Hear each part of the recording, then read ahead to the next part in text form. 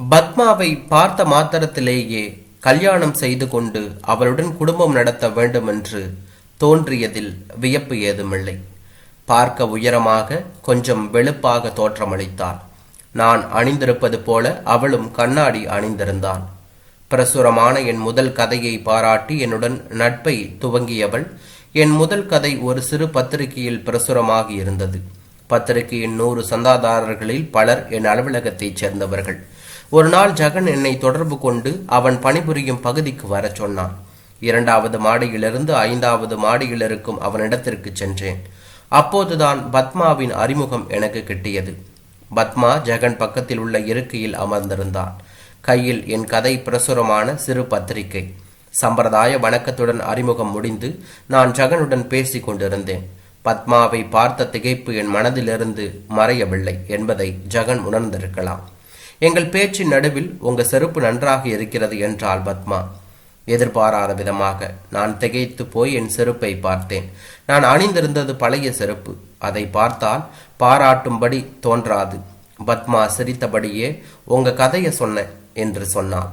என் திகைப்பு ஆச்சரியமாக மாறி புன்னகை ததும்பும் முகத்தோடு அவளை பார்க்க ஆரம்பித்தேன்.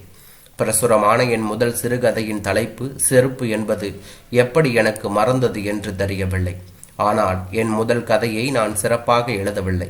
பத்மாவின் நட்பு கிடைக்க என் கதை உதவி செய்துவிட்டது. இது நடந்து 2 வாரம் கழித்து பத்மா வீட்டிற்கு வந்தாள். கூடவே அவளுடன் அவள் வீட்டில் பணிபுரியும் பெண்ணையும் அழைத்து வந்திருந்தார் என்று தான் சொல்ல வேண்டும். அவள் என் வீட்டிற்கு வருவது முதல் தடவை என்பதோடு அல்லாமல் பணிப்பெண்ணுடன் வருவது ஒரு வித ஜாக்கிரதை உணர்வை கூட இருக்கலாம் என்று தோன்றியது எனக்கு. நானும் அவளும் ஒரே பகுதியில் வசித்து வருகிறோம். அவளை வாவென்று கூப்பிட்டு உட்கார வைத்தேன். பணிப்பெண் வாசல் கதவை பிடித்தபடி நின்று கொண்டிருந்தாள். வீட்டில் உள்ளவர்களிடம் பத்மாவை அறிமுகப்படுத்தினேன். அவளுக்கு காஃபி தயார் செய்யும்படி உள்ளே ஆணையிட்டேன். பத்மா கூச்சத்துடன் அமர்ந்திருப்பது போல தென்பட்டாள். நானும் சங்கடத்துடன் அவளை பார்த்து கொண்டுதான் இருந்தேன். என்ன காலை நேரத்தில் என்றேன். எனக்கு லீவு சொல்லணும் என்று என் கையில் ஒரு லீவு லெட்டரை கொடுத்தாள். பிறகு சுற்றுமுற்றும் வீட்டை பார்வையிட்டாள். நேரடியாக என்னை பார்த்து பேசுவதற்கு ஒன்றுமில்லை என்பது போல தோன்றியது எனக்கு. என்ன திடீர்னு லீவு என்று நான் கேட்டேன். ஊர்ல கொஞ்சம் வேலை இருக்கு, சொந்த ஊருக்கு அவசரமா போகணும் என்று அவள் சொன்னாள். பத்மா காஃபி குடித்துவிட்டு வீட்டை விட்டு கிளம்பும் போது என் கையில் அவள் எழுதியிருந்த கதையை கொடுத்தாள் என்றுதான் சொல்ல வேண்டும். எனக்கும் எழுதணும்னு ரொம்ப நாள் ஆசை. இதை படிச்சு பார்த்து எப்படி இருக்குன்னு சொல்லுங்க என்று பத்மா என்னிடம் சொன்னாள். நான் அந்த கதையை வாங்கி வைத்து கொண்டேன். எனக்கு அதன் மூலம் அவளுடன் ஏற்படுகின்ற தொடர்பு பிடித்திருந்தது. அவள் விடைபெற்று கொண்டு சென்று விட்டாள். எனக்கு அன்று முழுவதும் அவள் ஞாபகமாகவே இருந்தது என்று தான் சொல்ல வேண்டும். 2-3 நாட்கள் கழிந்ததும் அவள் கதையை படிக்க தொடங்கவில்லை. நான் அவளிடமிருந்து கதையை வாங்கிய உடனேயே அவள் எழுதியிருக்கும் கதையின் நாடி புரிந்துவிட்டது. சில புத்தகங்கள் கூட அப்படிதான். ஒரு பக்கத்தை கூட புரட்டி பார்க்க வேண்டும் என்கின்ற உணர்வை உண்டாக்காது. இதற்கெல்லாம் அனுபவம் வேண்டும். கடையில் எதையாவது வாங்க செல்லும் போது சிலருக்கு பொருட்களை பார்த்த மாத்திரத்திலேயே எடை போட தருகின்ற அனுபவம் போலதான் இதுவும். இருந்தாலும் பத்மாவிற்காக கதையை படித்துதான் ஆக வேண்டும். அவள் கதை என் மனதை கவரவில்லை. அதில் எந்தவித நயமும் இல்லை. பத்திரிகைகளில் வருகின்ற கதைகளை எல்லாம் படித்து அது மாதிரி கூட எழுத அவளுக்கு தெரியவில்லை என்றுதான் தோன்றியது. பத்மாவை அவள் கதைக்காகவாவது பார்க்க வேண்டும் என்று நானும் நினைத்து கொண்டேன். ஒரு நாள் உணவு இடைவேளையின் போது தொலைபேசியில் அவள் பணிபுரியும் பகுதிக்கு தொடர்பு கொண்டேன். அப்போது உங்க கதையை பற்றி பேசணும் என்று நானும் சொன்னேன். எங்க பார்க்கலாம் என்று அவள் கேட்டாள். ஹோட்டலுக்கு போலாமா என்று நான் கேட்டேன். அவள் யோசிப்பது போல எனக்கு தோன்றியது. என்ன பதில காணோம்? அவள் அதற்கு சரி என்று சொன்னாள். அப்ப நீங்க ஹோட்டலுக்கு போயிருங்க, நான் வரேன் என்று அவளும் சொன்னாள். எங்கள் அலுவலகம் கட்டிடத்திற்கு எதிரில் இருந்த அந்த ஹோட்டலில் தனி அறையில் நாங்கள் இருவரும் சென்று அமர்ந்தோம். அவள் இயல்பாக இல்லை என்பதோடு அல்லாமல் நானும் இயல்பாக இல்லை என்பதை உணர்ந்தேன். சாப்பிட உணவு வகைகளை குறித்து கொடுத்துவிட்டு அவளை பார்த்தேன். என்ன ஊருக்கெல்லாம் போயிட்டு வந்தாச்சா என்று செயற்கையாக நானும் பேச்சை ஆரம்பித்தேன். ஊருக்கு போனா ஏன் இங்க வரணும்னு தோணுது என்று அவளும் சொன்னாள். அதை வியப்பாக ஏன் என்று கேட்டேன். நிம்மதியான வாழ்க்கை, வேலைக்கு சாப்பாடு, இஷ்டத்திற்கு சுத்தலாம், நல்லா தூங்கலாம், ஆபீஸ் போகணும்னு நினைப்பே வராது என்று அவள் சொன்னாள். எனக்கும் அது மாதிரியான ஊர் கிடைச்சா நல்லா இருக்கும் என்று நானும் அவளிடம் சொன்னேன். பத்மா ஒன்றும் பேசாமல் சிரித்தாள். ஒரு வினாடி அவள் சிரிப்பை பார்த்து அதிர்ந்து விட்டேன். நான் அவளை ஹோட்டலுக்கு கூப்பிட்டது கொஞ்சம் துணிச்சலான விஷயம். இது என் மனதிற்குள் நெருடியதால் அவளுடன் நான் ஹோட்டலுக்குள் நுழையும் போது இயல்பாக இல்லை. ஜாக்கிரதை உணர்வோடு இருந்தேன். பத்மா பார்ப்பதற்கு கவர்ச்சியாக உடை உடுத்தி இருந்தாள். அதுவும் மனதை பிடித்து இழுத்தது. என்ன, நான் பேசுறது உங்க காதலைய ஏறலையோ என்று அவள் கேட்டபோது நான் திகைத்தேன். என்ன கேட்டீங்க நீங்க என்றேன். என் கதையை பத்தி என்று அவள் சொன்னாள். நான் ஏதோ யோசனையில் இருந்து விட்டேன் என்றுதான் சொல்ல வேண்டும். எழுதுறவங்களே அப்படிதான் என்று அவளும் சொன்னாள். நீங்க நினைக்கிற மாதிரி எழுதுறவங்க அப்படியெல்லாம் கிடையாது என்று நானும் சொன்னேன். அவள் அதற்கு பதில் எதுவும் சொல்லாமல் இருந்தாள். சாப்பிடுவதற்கான உணவு வகைகள் வந்ததால் எங்களிடையே மௌனம் நிலவியது. பத்மாவின் விரல்கள் நீளமாக தெரிந்தன. சாப்பிடும்போது அவளிடம் தென்பட்ட ஒழுங்கு எனக்குள் பிரமிப்பை உண்டாக்கியது என்று தான் சொல்ல வேண்டும். உங்க கதையை இன்னும் நல்லா எழுதியிருக்கணும் என்று நான் சொன்னேன். இதை கேட்டவுடன் அவள் முகம் சுருங்கிவிட்டது போல எனக்கு தோற்றம் அளித்தது. நான் அப்படி சொல்லி இருக்கக்கூடாது என்று என் மனது எனக்கு கூறியது. நாங்கள் இருவரும் அந்த இடத்தை விட்டு கிளம்பும் போது அவள் எழுதிய கதையை திருப்பி கொடுத்தேன். என்னிடம் முதலாக அவள் கதையை கொடுத்த போது ஏற்பட்ட மலர்ச்சி இப்போது திரும்ப பெறும்போது ஏற்படவில்லை. ஆனால் அவள் நட்பை என்னால் இழக்க முடியாது என்றுதான் என் மனது சொன்னது. ஒரு கதையை இன்னும் திறம்பட கணிக்க எனக்கு அனுபவம் இல்லை என்றேன். நான் சொன்ன இந்த வார்த்தைகள் அவளுக்கு திருப்தியை தந்திருக்கும் என்று நினைத்தேன். இந்த சந்திப்பிற்கு பிறகு நானும் அவளும் 2-3 வாரங்கள் பார்த்து கொள்ளவே இல்லை. உண்மையான காரணம், அன்று ஹோட்டலிலிருந்து நாங்கள் திரும்பி வரும்போது ஜெகன் பார்த்து விட்டான். அவன் கிண்டலிலிருந்து தப்பித்துக் கொள்ள வேண்டுமென்கின்ற ஜாக்கிரதை உணர்வு எனக்கு ஏற்பட்டது. பத்மாவிற்கும் அப்படி தோன்றி இருக்கலாம் என்றுதான் எனக்கு தோன்றியது. ஒரு ஞாயிற்றுக்கிழமை காலை நேரத்தில் வீட்டிற்கு வெண்ணெய் வாங்குவதற்காக வெளியே சென்று கொண்டிருந்தேன். போகும் வழியில் பத்மாவை அவள் வீட்டு வாசலில் பார்க்க நேர்ந்தது. அவள் இருக்கும் இடம் எனக்கு தெரிந்தாலும் ஒரு முறை கூட அவள் வீட்டிற்கு நான் நுழைந்ததில்லை. அவளும் எங்கேயோ கிளம்புவதற்கு தயாராக இருப்பவள் போல என் கண்ணில் தென்பட்டாள். வீட்டுக்கு வர்றீங்களா என்று உபசரித்தாள். எந்தவித மறுப்பும் தெரிவிக்காமல் அவள் வீட்டிற்குள் நுழைந்தேன். அவள் வீட்டில் உள்ள எல்லோரிடமும் என்னை அறிமுகப்படுத்தினாள். அன்று வீட்டிற்கு அழைத்து வந்த பணிப்பெண் உட்பட அவள் அம்மா அவளைப் போல வெளுப்பாக தென்பட்டாள். அவள் அப்பாவை விட அவள் அம்மா நன்றாக பழகினாள். என் குடும்பத்தை பற்றியெல்லாம் விசாரித்தாள். அவள் அம்மா காஃபி எடுத்து வர உள்ளே சென்றாள் என்றுதான் சொல்ல வேண்டும். எங்க இந்த கால நேரத்தில் கிளம்பிட்டீங்க என்று கேட்டேன் பத்மாவை பார்த்து வியப்போடு. கம்ப்யூட்டர் கிளாஸுக்கு தான் என்று அவள் சொன்னாள். என்னால் உங்கள் நேரம் வீணாக போச்சுன்னு நினைக்கிறேன் என்று நான் சொன்னேன். இல்லை, இன்னைக்கு தான் போகலான்னு நினச்சிட்டு இருந்தேன். நீங்களும் சேர்றீங்களா? நம்ம இடத்துலேருந்து கிட்டக்க தான் என்று அவளும் சொன்னாள். நான் யோசித்தேன். இதை விட நல்ல சந்தர்ப்பம் கிடைக்காது. பத்மாவை அலுவலகத்தில் பார்ப்பது அவ்வளவு சுலபமல்ல. ஜெகன் இருப்பான். காரணமில்லாமல் அவளை பார்க்கணும்னா கம்ப்யூட்டர் வகுப்பு தான் லாய்க்கு என்று நான் நினைத்தேன். நானும் அவளும் கம்ப்யூட்டர் கற்றுக்கொள்ள ஒன்றாக சேர்ந்தோம். தினமும் அவள் வகுப்பிற்கு செல்லும் நேரத்தை அறிந்து அவள் வீடு இருக்கும் தெருமுனையில் சந்திப்பது போல வருவேன். பிறகு இருவரும் ஒன்றாக செல்வோம். சில நாட்களில் நான் வருவதை அவள் எதிர்பார்க்க தொடங்கிவிட்டாள் என்றுதான் சொல்ல வேண்டும். ஒரு நாள் காலை நேரத்தில் அவளை சந்திக்கவில்லை. கம்ப்யூட்டர் வகுப்பில் அவள் இல்லாதது நன்றாக தெரிந்தது. அன்று வகுப்பு முடிந்து திரும்பும் போது போகும் வழியில் அவள் நின்று கொண்டிருந்தாள். அவளை நான் உற்று பார்த்தேன். இன்னைக்கு ஏன் வரல என்று நானும் அவளிடம் கேட்டேன். எனக்கு கல்யாணம் நிச்சயம் பண்ணாங்க என்று அவள் சொன்னாள். நான் பேசாமல் திகைத்து நின்றேன். கிட்டத்தட்ட அதிர்ச்சி அடைந்த நிலைதான். அதை அவள் புரிந்து கொண்டு விடுவாள் என்று என் மனம் நினைத்தது. வாழ்த்துக்கள் என்று கூடி அவளிடமிருந்து விடை பெற்றேன் என்று தான் சொல்ல வேண்டும். அன்று இரவு எனக்கு தூக்கம் வரவில்லை. மொட்டை மாடியில் இருட்டில் அமர்ந்து கொண்டு ஆனந்த் சங்கர் பாட்டுக்களை கேட்டுக்கொண்டுதான் இருந்தேன். சோகமாக இருப்பது போல உணர்ந்தேன். ஏதோ ஒன்று என்னிடமிருந்து நழுவி விட்டது போலதான் எனக்கு இருந்தது. இந்த சமயத்தில் மோசமாக கற்பனை செய்ய நானும் ஆரம்பித்தேன். எதிர்பாராத விதமாக பத்மாவிற்கு இதய நோய் ஏற்பட்டு விடுவது போலவும், நோயின் காரணமாக அவளை மணப்பதற்காக நிச்சயமான பையன் அவளை மணக்க மறுத்து விடுவது போலவும் என் கற்பனை ஓட ஆரம்பித்தது. அவள் இந்த எதிர்பாராத அதிர்ச்சியில் சோகமாக இருக்கும்போது அவள் முன்னே நான் தென்பட வேண்டும். அவள் கண்ணீரை துடைத்து அவளை நான் ஏற்பதாக சொல்ல வேண்டும். பத்மாவை பார்ப்பதை நான் கொஞ்சம் கொஞ்சமாக குறைத்து கொண்டேன் என்று தான் சொல்ல வேண்டும். கம்ப்யூட்டர் கற்றுக்கொள்வதும் நின்றுவிட்டது. உண்மையில் கம்ப்யூட்டர் எதுவும் என் மூளையில் ஏறவில்லை. எங்கள் அலுவலகம் 7 மாடி கட்டிடம் கொண்டது.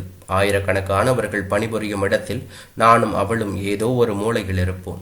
ஒரு நாள் எனக்கு அவள் திடீரென ஃபோன் செய்தாள். என்ன, உங்களிடமிருந்து ஃபோனே வரல என்று அவள் கேட்டாள். எப்ப கல்யாணம் என்று நானும் கேட்டேன். இன்னும் 4-5 மாசம் இருக்கு என்று அவளும் சொன்னாள். நான் எதிர்பாராத விதமாக மௌனமாகிவிட்டேன். எனக்கு இயல்பாய் ஏற்படும் விஷயம் இது. அவளுக்கு நடக்கப் போகும் திருமணத்தின் மீது என் கவனம் சென்று விட்டதால் என்னால் பேச இயலாமல் போய்விட்டது என்று தான் சொல்ல வேண்டும். ஒண்ணுமே பேச மாட்டேங்கிறீங்க என்று அவள் மீண்டும் கேட்டாள். அது ஒண்ணுமில்லை என்று நானும் அதற்கு பதில் சொன்னேன். ஏதாவது கற்பனையில மூழ்கிட்டீங்களா என்று கேட்டாள். இல்லை என்று அதற்கு பதில் சொன்னேன். அப்புறம் ஏதாவது எழுதுனீங்களா என்று அவள் கேட்டாள். ஒன்றும் எழுதலை என்று நானும் பதில் சொன்னேன். அம்மா உங்களை பார்க்கணும்னு சொன்னாங்க, ஏதோ பேசணும்னாங்க என்று அவள் சொன்னாள். எதற்கு அவள் அம்மா என்னுடன் பேச வேண்டும் என்று நானும் யோசித்தேன். நான் போனை வச்சிடட்டுமா என்று அவளிடம் கேட்டேன். கோபப்படாதீங்க பத்மா, நான் அம்மாவை பார்க்க வரேன் என்று நானும் சொன்னேன். என்னைக்கு வரீங்க என்று கேட்டாள். நாளைக்கே வரேன் என்று அவளிடம் சொன்னேன். ஆனால் அடுத்த நாள் அவள் வீட்டிற்கு போக முடியவில்லை. ஞாபகமாக பத்மா போன் மூலம் என்னை தொடர்பு கொண்டாள். உங்களை எதிர்பார்த்துக்கிட்டு இருந்தேன் என்று பத்மா என்னிடம் சொன்னார். அவசர வேலை வந்துடுத்து, ஞாயிற்றுக்கிழமை வரேனே என்று அவளிடம் பதில் கூறினேன். அவள் போனை உடனே வைத்து விட்டாள். கோபமாக கூட இருக்கலாம். அவள் அம்மா என்னை ஏன் பார்க்க விரும்புகிறாள் என்று என் மனது ஓடிக்கொண்டே இருந்தது. ஞாயிற்றுக்கிழமை காலை 10 மணி சுமாருக்கு பத்மா வீட்டிற்கு சென்றேன். அவள் அம்மா தான் முதலில் தென்பட்டாள். சிரித்தபடியே என்னை கூப்பிட்டு உட்கார வைத்தாள். குளித்துவிட்டு தலைமயிரை பறக்க விட்டபடி பத்மா வந்தாள். அவளை பார்த்தவுடன் ஒரு வினாடி திகைத்தே விட்டேன். என் உணர்வுகள் துடிக்க ஆரம்பித்தன. சங்கருக்கு காஃபி கொண்டு வாமா என்றாள் அவள் அம்மா பத்மாவை பார்த்து. பத்மா உள்ளே சென்று மறைந்து விட்டாள். ஒரு மின்னலை போல இருந்தது. அவள் அம்மா பத்மா சிறு குழந்தையாக இருந்து வளர்ந்தது வரை பல கதைகளை சொல்லி கொண்டு வந்தாள். புகைப்படங்களை எடுத்து கொண்டு வந்து காட்டினாள். அந்த புகைப்படங்களில் பத்மாவை பார்க்க சகிக்கவில்லை. ஒல்லியாக உயரமாக ஒவ்வொரு புகைப்படத்திலும் தென்பட்டாள். அவள் அம்மாவும் அப்பாவும் சேர்ந்திருந்த புகைப்படத்தில் யாரோ ஒருவர் சரியில்லாமல் இருந்தார்கள். பத்மாவை பற்றி இன்னும் ஏதோ பேசிக்கொண்டே வந்தாள் அவள் அம்மா. இதெல்லாம் எதற்கு என்று தோன்றியது. பேசாமல் கேட்டுக்கொண்டிருந்தேன். முகமலர்ச்சியுடன் பத்மா எனக்கு காஃபி கொண்டு வந்து கொடுத்தாள். திரும்பவும் திகைப்புடன் அவளை பார்த்தவுடன் எனக்கு சொல்ல முடியாத துக்கம் ஏற்படும் என்று தோன்றியது. அவள் கையிலிருந்து காஃபி டம்ளரை வாங்கும்போது கை நழுவி விழுந்துவிடும் என்று நினைத்தேன். இழந்ததுதான். அவளிடம் எனக்கிருந்த ஈடுபாட்டை குறிப்பால் கூட உணர்த்தாமல் போய்விட்டேன். இத்தனை நாட்கள் பழக்கத்தில் அவளாவது உணர்த்தி இருக்கலாம் என்று தான் எனக்கு தோன்றியது. தம்பி, நீ கதையெல்லாம் எழுதுவியாமே என்று அவள் அம்மா என்னிடம் கேட்டாள். நான் கூச்சத்துடன் அவள் அம்மாவை பார்த்து சிரித்தேன். எழுதுவதென்பது இந்த நிமிஷம் வரை உறுதி இல்லாத ஒன்றாக தோன்றும் எனக்கு பத்திரிகை எதலாவது பிரசுரமாயிருக்கிறதா என்று கேட்டாள். நீங்க படிக்கிற பத்திரிகையில வராது என்று நான் அதற்கு பதில் சொன்னேன். வேற எதுல வரும் என்று கேட்டாள். சிறு பத்திரிகையில் தான் வரும் என்று நானும் அதற்கு பதில் கூறினேன். அம்மா, இவர் எழுதின செருப்பு கதை நல்லா இருக்கும் என்று பத்மா குறுக்கிட்டு பேசினாள். பத்மா என்கிட்ட கூட காட்டுச்சு. அதெல்லாம் எனக்கு புரியறதில்லை என்று அவள் அம்மா சொன்னாள். புரியாது போனாலும் புரிஞ்சாலும் அதெல்லாம் பெரிய விஷயமில்லை. நான் கிட்டத்தட்ட எழுந்து விடலாம் என்று நினைத்தேன். அவ்வளவு நேரம் பேசி கொண்டிருந்தது அலுப்பாக இருந்தது. மேலும் பத்மாவின் தோற்றம் என்னை சங்கடப்படுத்தியது என்று தான் சொல்ல வேண்டும். பத்மாவின் அப்பா வெளியில் சென்றவர் வந்தார். நான் சிரித்தபடியே அவரை பார்த்து கை கூப்பினேன். எனக்கு அதெல்லாம் செயற்கையாக தான் பட்டது. யாரையாவது பார்க்கும்போது எனக்கு தலை ஆட்டாமல் தான் அறிமுகப்படுத்திக் கொள்ள வேண்டும் என்று தோன்றும் எப்போதுமே. பத்மாவை கட்டிக்க போறவன் எனக்கு தம்பி முறையாகணும் என்று மனதிற்குள் நினைத்து கொண்டேன். பத்மா வெக்கப்படுவது போல நான் அவளை பார்க்காமலேயே உணர்ந்தேன். நான் அந்த இடத்திலிருந்து கிளம்புவதற்கான தருணம் வந்துவிட்டதாக தோன்றியது. இன்னும் அங்கிருப்பது என் சுதந்திரத்தை இழந்து கொண்டிருப்பது போலப்பட்டது. என்னுடைய நிலையை புரிந்து கொண்டிருப்பாள். அவள் அம்மா எதிர்பாராத விதமாக என்னிடம் வந்து, என் அருமை குழந்தையே என்றாள் ஆங்கிலத்தில் என்னை பார்த்து. அவள் அம்மா ஒரு நர்சரி பள்ளிக்கூடத்தில் ஆங்கிலம் சொல்லித்தரும் டீச்சராக பணிபுரிகிறாள் என்பது எனக்கு தெரியும். அவள் அம்மா கூப்பிட்ட விதம் எனக்கு தூக்கி வாரி போட்டது. நான் ஒன்றும் புரியாமல் அவள் அம்மாவை பார்த்து கொண்டுதான் இருந்தேன் என்று சொல்ல வேண்டும். பத்மா கல்யாணத்துக்கு என்ன பண்ண போறேன்னு தெரியல, பணம் நிறைய செலவாகும் போல தோணுது என்று பேச்சை ஆரம்பித்தாள் அவள் அம்மா. அவள் அம்மா அழைத்ததற்கான காரணம் எனக்கு நன்றாக தற்போது புரிந்துவிட்டது. இதை ஓரளவு நான் ஆரம்பத்திலேயே எதிர்பார்த்திருந்தேன். நான் ஒன்றும் பதில் பேசாமல் தான் இருந்தேன். நீ தப்பா நினச்சிக்காத, நான் உன்னை என் பையன் மாதிரி நினைக்கிறேன். பத்மா சொன்னா உனக்கு அம்மா கிடையாதாமே. சின்ன வயசுலேருந்து பத்மா கெட்டிக்காரி. உன்னால் ஒரு உதவி செய்ய முடியும். எனக்கு நீ 3000 4000 முடிஞ்சா எப்படியாவது புரட்டி தரணும். உன்கிட்ட அவ்வளவு பணம் உடனே கிடைக்காது. நீ உங்கள் ஆஃபீஸில் இருக்கிற சொசைட்டியில் உன்னை பதிவு செய்தேன்னா பணம் கிடைக்கும்னு பத்மா சொன்னான். அதை மாதம் பத்மா கொடுத்துடுவா. 2 பேரும் சேர்ந்து சொசைட்டியில் மெம்பர் ஆனால் ஒருத்தருக்கு ஒருத்தர் சொசைட்டி மூலம் கிடைக்கிற பணத்துக்கு பொறுப்பேற்றுக்கலாம். 2 பேரும் ஒரே ஆஃபீஸில் இருக்கிறதுனால இது சௌகரியம் என்று அவள் அம்மா சொன்னாள். நான் ஒன்றும் சொல்லாமல் மௌனமாக இருந்தேன் என்று தான் சொல்ல வேண்டும். உன் முடிவை எனக்கு இப்போ சொல்லணும்னு இல்லை, ஒரு வாரம் கழித்து கூட சொல்லலாம் என்று பேசி களைத்து போய்விட்டது போல தோற்றமளித்தாள் அவள் அம்மா. நான் அந்த வீட்டை விட்டு கிளம்பும்போது ஒன்றை கவனித்தேன். அவள் அப்பா என்னுடன் எதுவும் பேசவில்லை. பத்மா வாசல் வரை என்னுடன் வந்தாள் என்று தான் சொல்ல வேண்டும். கொஞ்சம் யோசித்து சொல்லுங்க சங்கர் என்று அவள் என்னிடம் சொன்னாள். சரி என்று கூறியபடி அங்கிருந்து விடுதலையாகி வெளியே வந்தேன். கிட்டத்தட்ட 1 வாரம் கழித்து பத்மா என்னை பார்க்க அலுவலகத்தில் நான் பணிபுரியும் பகுதிக்கு வந்தாள். என் வீட்டில் உள்ளவர்கள் சொசைட்டியில் நான் கடன் வாங்குவதை விரும்பவில்லை. இது மாதிரியான விஷயங்களில் தலை கொடுக்க வேண்டாமென எச்சரிக்கை செய்திருந்தார்கள். வீட்டில் வேண்டான்னு சொல்லிட்டாங்க என்று நான் அவனிடம் சொன்னேன். இதை கேட்டவுடன் விருட்டென்று பத்மா அந்த இடத்தில் நிற்காமல் போய்விட்டாள். எனக்கு சங்கடமாக போய்விட்டது. எனக்கு பிடித்தமான பெண்ணின் கோபத்திற்கு ஆளாகிவிட்டேன். ஒரு விதத்தில் நான் சொன்னதும் சரி என்றும் பட்டது. அலுவலகத்தில் உள்ள சொசைட்டியில் கடன் வாங்கினால் சம்பளத்தில் ஒரு கணிசமான தொகை குறைந்து விடுவதோடு அல்லாமல் கடனை முழுவதும் அடைத்துவிட முடியாமல் அவள் வாங்கும் கடனுக்கு நான் பொறுப்பேற்றுக் கொள்வதாக ஒப்புதல் அளிக்க வேண்டும். அது இன்னும் தொல்லையான விவகாரம். என் மனநிலை அன்று மட்டும் சரியாக இல்லை. பிறகு என் இயல்பான நிலைக்கு மனநிலை திரும்பிவிட்டது. பல நாட்கள் பத்மா என் கண்ணில் தட்டுப்படவில்லை. நானும் அவளை பார்ப்பதற்கு எந்தவித முயற்சியும் எடுத்துக்கொள்ளவில்லை என்று தான் சொல்ல வேண்டும். திரும்பவும் பத்மா அவள் கல்யாண பத்திரிகை கொண்டு வரும்போதுதான் அவளை பார்த்தேன். வீட்டிற்கு வந்து பத்திரிகை கொடுப்பாள் என்று நினைத்திருந்த எனக்கு ஏமாற்றமாக இருந்தது. சாதாரணமாக மற்றவர்களை பார்த்து பத்திரிகை கொடுப்பது போல எனக்கும் பத்மா பத்திரிகையை நீட்டினாள். பத்திரிகையை நீட்டும் போது ஒரு வார்த்தை சொன்னாள், கல்யாணத்துக்கு வாங்க என்று. இதுவும் எல்லோருக்கும் சொல்வது போலதான் எனக்கும் அவள் சொல்லிவிட்டு போனாள். அறிமுகமில்லாதவர்களை பார்க்க நேரும்போது ஏற்படும் முகபாவனைகள் தான் அவளிடத்தில் தென்பட்டன. கொஞ்சம் கூர்ந்து அவளை கவனிக்கும் போது அவள் என்னை தவிர்ப்பது புரிந்தது எனக்கு நன்றாகவே தெரியும். நான் அவள் போன பிறகு அவளை பற்றி நினைத்து கொண்டே இருந்தேன். அவளுக்காக நான் கடன் விஷயத்தில் மாட்டிக்கொள்ளாமல் இருந்தது இன்னும் அவள் நினைவிலிருந்து போகவில்லை. ஒரு சமயம் அவள் இதை என்னிடமிருந்து எதிர்பார்க்காமல் இருந்திருக்கலாம் என்றும் எனக்கு தோன்றியது. என்றாலும் அவள் கல்யாணத்திற்கு போவதென்று தீர்மானித்திருந்தேன். அவள் திருமணம் செய்து கொள்ள போகும் மண்டபம் கூட நாங்கள் இருந்த பகுதியில் தான் இருந்தது. கிட்டத்தட்ட மேற்கு மாம்பலம் பகுதியிலே சிறுவனாக இருந்து இன்று வரை இருக்க தொடங்கி 20 வருடங்கள் மேலிருக்கும். 20 வருடங்களுக்கு முன்பு இந்த இடம் பார்க்க சகிக்காமல் இருக்கும். போக்குவரத்து இந்த பகுதிக்கு வராது. கல்யாண பத்திரிகையில் குறிப்பிடப்பட்டிருந்த மண்டபம் நாங்கள் முன்பு குடியிருந்த இப்போது சொந்த வீட்டில் இருக்கிறோம் இடத்தில் பக்கத்தில் தான் இருக்க வேண்டும். பல வருடங்களாக எங்கள் பகுதியில் எனக்கு தெரிந்தது அந்த ஒரு மண்டபம் தான் என்று சொல்ல வேண்டும். இப்போதெல்லாம் இந்த இடம் மாறிவிட்டது. தார் ரோடு போடப்பட்டு போக்குவரத்தெல்லாம் ஓட ஆரம்பித்து விட்டது. அதிகமாக நெரிசல் உள்ள இடம். ஆங்காங்கே புது புது கட்டடங்கள், வேண்டிய பொருட்கள் எங்கும் அலையாமல் கிடக்கக்கூடிய வசதிகள், மருந்து கடைகளும் மருத்துவமனைகளும் அதிகமாக தோன்றிவிட்டன. ஒருவரை ஒருவர் போட்டி போட்டு கொண்டு இயங்கும் உலகமாக தோன்றியது. நான் பள்ளியில் படிக்கும் பிராயத்தில் நண்பர்களுடன் கிரிக்கெட் விளையாட மொட்டை மைதானத்திற்கு போவேன். அந்த இடத்தில் இப்போது பிரம்மாண்டமான பள்ளிக்கூடம் ஒன்று உருவாகிவிட்டது.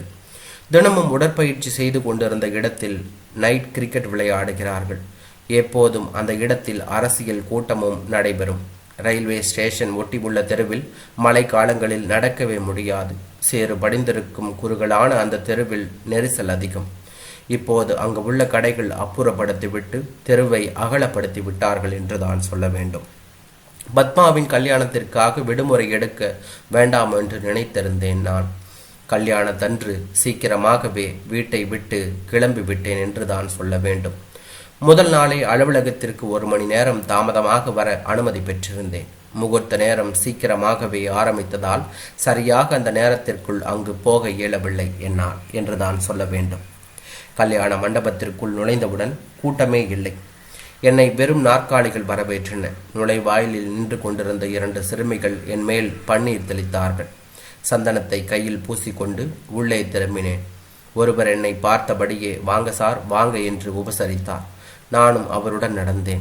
என்னை கல்யாண கூடத்திலிருந்து மாடிக்கு அழைத்து கொண்டு போனார்கள். அங்கு கிட்டத்தட்ட 20 அல்லது 25 பேர்கள் சாப்பிட்டு கொண்டிருப்பார்கள் என்று தான் நினைத்தேன். தெரிந்த முகமாக ஒன்றும் கண்ணில் படவில்லை.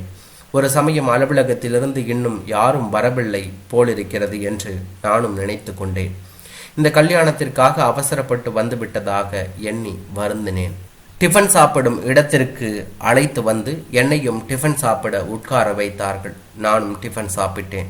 இந்த கல்யாணத்தின் போது எனக்குள் ஏற்பட்ட மனநிலையின் போக்கை என்னால் புரிந்து கொள்ள இயலவில்லை.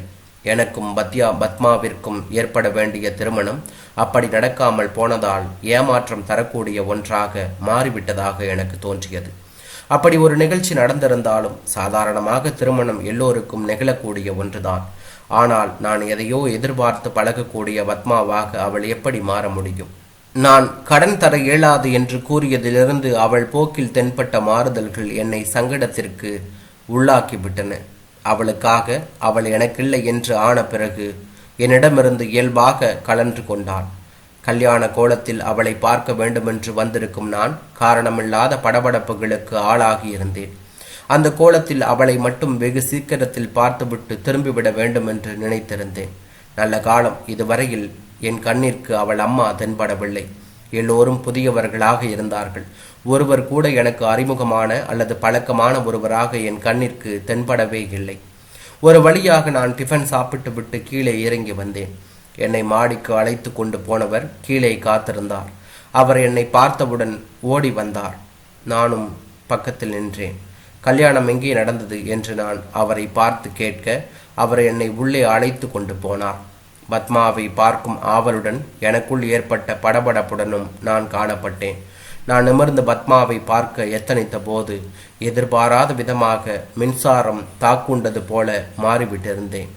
நான் கண்டது பத்மாவே அல்ல, ஒரு வயதான தம்பதிகளை.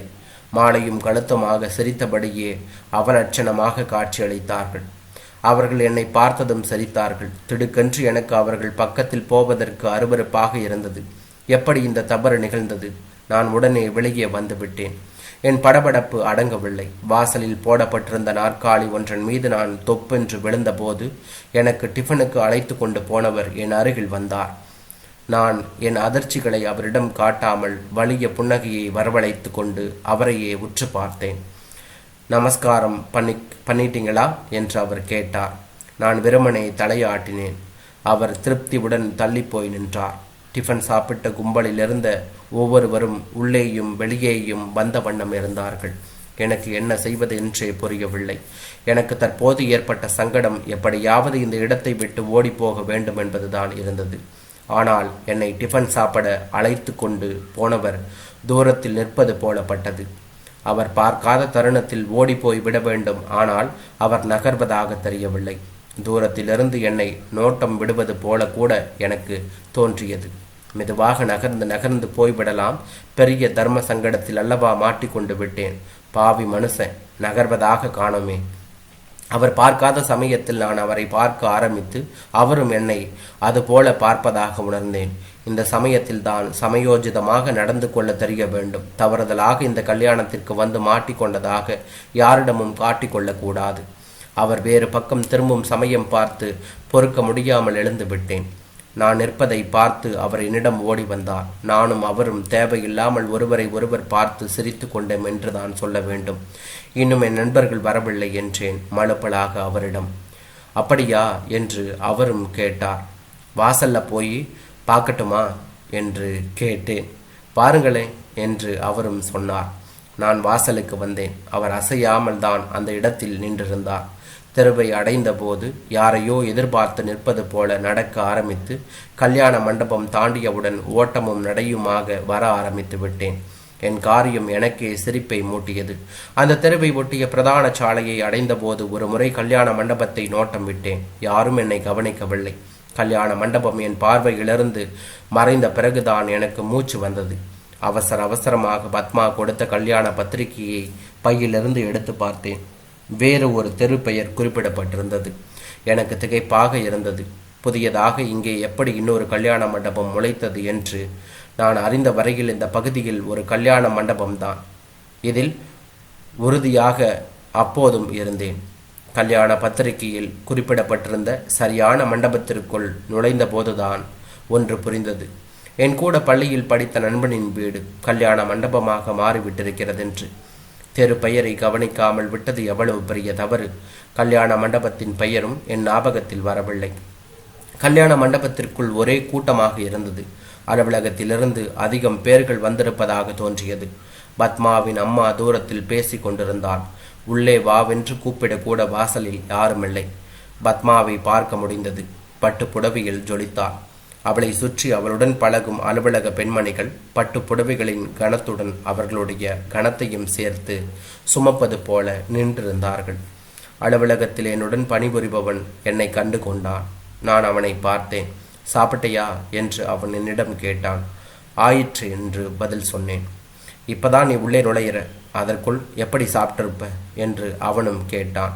நான் அவனிடம் மாட்டிக்கொண்டதை உணர்ந்து வீட்டில் லேசாக சாப்பிட்டு வந்தேன் என்று அவனிடம் புழுகினேன். கூட்டத்தை விலக்கி கொண்டு பத்மாவின் முன் போய் நின்றேன். அவள் கணவரை எனக்கு அறிமுகப்படுத்தினாள். நானும் சிரித்தபடியே அவர் கையை பிடித்து குலுக்கினேன். இந்த உயரமான தோற்றத்தில் பத்மாவிற்கு பட்டுப்புடவை கச்சிதமாக இருப்பது போல நான் உணர்ந்தேன். என் பின்னாடிலிருந்து யாரோ என்னை தள்ளாத குறையாக பத்மாவை வாழ்த்தி சிரிப்பது என் காதில் விழுந்தது. பத்மாவின் கவனத்திலிருந்து நான் அப்புறப்படுத்தப்பட்டேன்.